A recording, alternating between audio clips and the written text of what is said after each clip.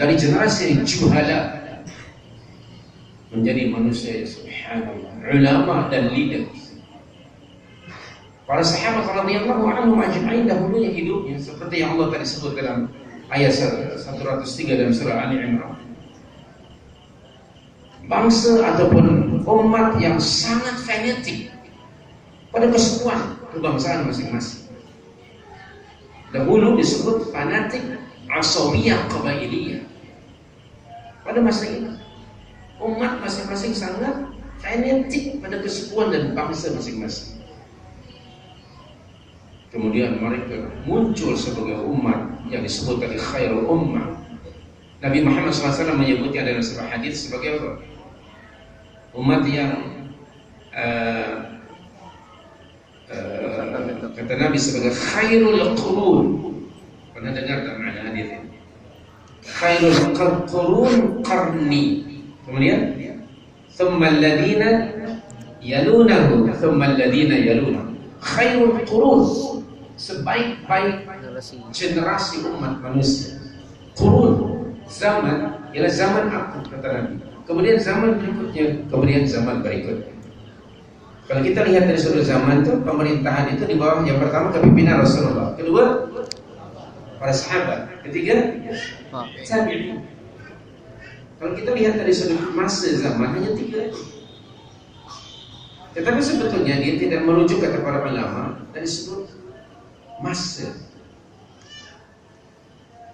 Ini atau mana-mana generasi umat Islam, jika mereka meniti dan mengikuti generasi awal, maka kita juga akan seperti mereka.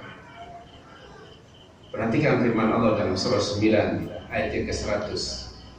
Apa bunyi ayatnya? Was-sabiquna al-awwaluna minal muhajirin wal ansar walladzina ittaba'uuhum bi ihsan radhiyallahu anhum wa radu anhu wa a'adda lahum jannat tajri tahtaha al-anhar wa dzalika al-fawz al-'azim. Surah Taubah ayat yang ke-100. Orang-orang yang terdahulu dalam memeluk Islam lagi awal di kalangan muhajirin dan ansar. Kita ni muhajirin ke atau ansar? Mana kita ni? Masuk muhajirin ke atau ansar? Neither one. We are neither muhajir nor ansar. So then siapa kita? Walladzina taba'uhum bi ihsan. Iaitu orang-orang yang mengikuti mereka dengan cara yang baik. Maknanya kita ada opportunity, ada peluang untuk menjadi umat yang diridai Allah sebagaimana mereka, provided we follow them, we follow their steps. Dari sudut sumber, dari sudut kefahaman, dari sudut aplikasi, dari sudut perjuangan. Dan apa yang menjadikan mereka sebagai the best nation on earth, sumbernya ada di depan kita. Apa dia sumbernya? Al-Quran. Ada tak Al-Quran pada kita? Ada kan? Setiap individu ni mesti ada Al-Quran kan? Kecuali di negara-negara yang minoriti. Saya pergi ke Kamboja, ke Myanmar, ke Vietnam. Kami dulu ada gerakan untuk mensedekahkan mushaf. Kita bawa. Kita di sini, masya Allah, setiap orang punya Al-Quran.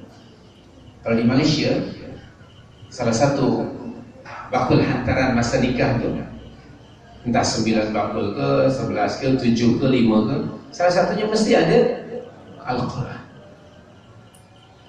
Dan tanda awak yang Melayu, maknanya masa nikah mesti ada apa hantaran, apa di sini bahasanya, bawaannya. Ada beberapa. Salah satunya dalam bakul mesti ada Al-Quran. Tapi lepas nikah macam mana? Al-Quran itu disimpan di rak yang tinggi sekali. Setelah 20 tahun, apa yang berlaku pada Al-Quran? Hanya Al-Quran itu suci dalam debu. Paham ya? Saya rasa bukan hanya di Malaysia. Di sini sama kan? 5 kali 2 kan 5 kali 7. So So maknanya penyakit umat ini semua nuai. Macam mana kita nak bangkit continuously and to be the best nation?